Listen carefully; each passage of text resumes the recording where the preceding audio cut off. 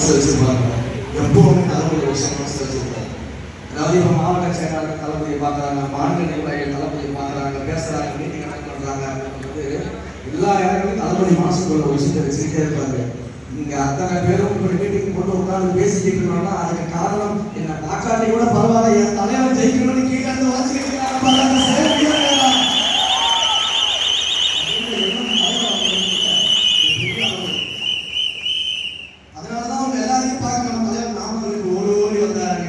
அவர் ஓடோடி வரும்பொழுது அலை கழகத்திற்கு நாமக்கல் அவருக்கு கொடுத்த வரவேற்பு இந்த நாமக்கல் மாவட்டம் தலைவரின் கோட்டையாக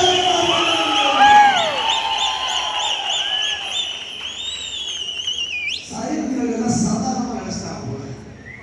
மற்ற கட்சியிலாம் செயல்வீரர்கள் கூட்டம்னா 200 ரூபாய் கொடுக்கணும், அப்பதான் வருவாங்க செயல்வீரர்கள். சாப்பாடு கொடுக்கணும், அப்பதான் வருவாங்க. டிரான்ஸ்போர்ட் கூட முப்பது அதிகப்படுத்திருக்கிறோம், அப்பதான் வருவாங்க. இன்னும் பல மோசமான நிலைமையை தமிழ்நாடு சந்தித்துக் கொண்டிருக்கிறது. மதுபானம் மாற்றி கொடுத்தாதான் எங்களுக்கு செயல்வீரர்கள் வேலையே செய்யலாம். ஆனா எங்களுடைய செயல்வீரர்கள் பாருங்க, எங்களுடைய செயல்வீரர்களை பாருங்க, மாவட்ட செயலாளர் ஒரே ஒரு வாட்ஸ்அப் மெசேஜ் தாங்க போட்டாரு, ஒட்டுமொத்த பேர்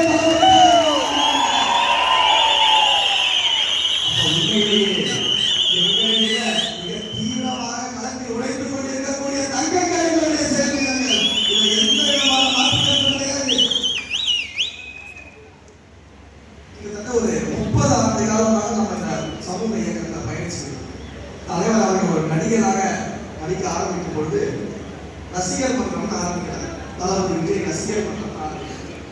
அன்றைக்கு இருக்கக்கூடிய ரசிகர் மன்றத்தில் என்ன பண்ணுவாங்க, தலைவருடைய பிறந்த நாள் ரத்ததானம் கொடுக்குறது, ஏதாவது உதவிகள் செய்யறது, நோட் புக் கொடுக்கறது, பென்சில் கொடுக்கறது அப்படின்றது உதவி செய்யறது. இதை பார்த்து நம்முடைய தளபதி ஏன் நம்ம இதை வந்து ஒரு நற்பணி இயக்கமாக மாற்றக்கூடாது, சாதாரண ரசிகர் மன்றமாக வேண்டாம், மக்களுக்கு நற்பணிகளை செய்யக்கூடிய காரியங்களை செய்யக்கூடிய ஒரு நற்பணி இயக்கமாக மாற்றணும், நற்பணி இயக்கமாக மாற்றணும். நம்ம நாட்டில் இன்னும் அதிகமாக உதவி செய்ய ஆரம்பிச்சாங்க. அதை பார்த்தா நம்முடைய தலைவர் நாம் நடிகராக இருக்கும் பொழுது ரசிகராக ஏதோ உதவி செஞ்சிருந்தாங்க. நற்பணி இயக்கமாக மாற்றினா இன்றைக்கு அதை விட உதவியாக செஞ்சிருக்காங்க. இதை ஏன் நாம் ஒரு மக்கள் இயக்கமாகவே மாற்றிக்க கூடாதுன்னு தளபதி